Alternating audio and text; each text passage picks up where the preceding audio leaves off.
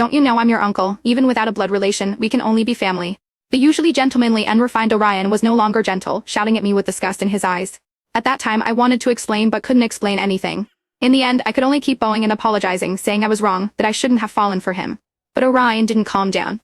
The next day he resigned from the job I had lined up and under the guise of studying abroad, sent me to a remote university overseas. To prevent me from contacting the outside world, Orion even hired bodyguards to watch me. At first I didn't understand why Orion treated me this way. Until the first month after I went abroad, news of Orion's marriage went viral. Only then did I realize that all these years he had always had someone in his heart. I watched Orion's wedding video over and over again. In the video, when looking at Melissa, Orion's gaze was gentle and loving. He had never looked at me that way. From that moment on, I knew that Orion keeping me by his side for so many years was just out of sympathy and responsibility. His only love was Melissa. "Miss John, please get in the car," the assistant's voice brought me back to reality. I nodded and got into the car with the sleeping Yuma. When he saw Yuma, the assistant's face showed a hint of surprise. "Miss John, this is..." I made a choosing gesture, afraid our conversation would disturb Yuma's sleep. After sitting in the back seat I answered softly, "This is my daughter."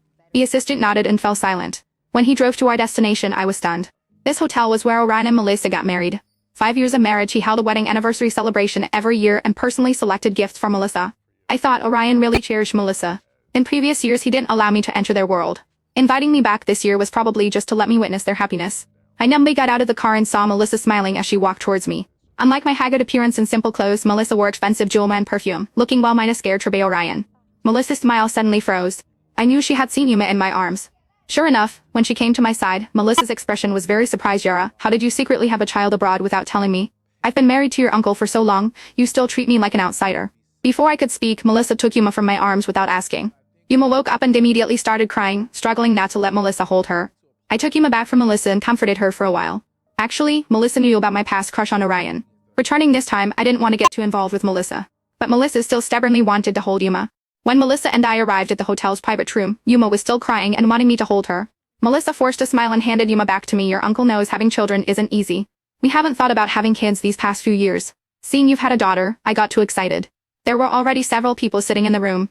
I wasn't used to socializing, so I chose a corner seat and Melissa sat down next to me. She enthusiastically linked arms with me, introducing me and Yuma to the others. The looks others gave me were visibly teasing and probing. I couldn't stand the strange atmosphere here and said I wanted to go to the restroom.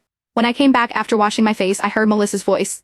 Someone asked Melissa why she brought in an unlucky thing like me.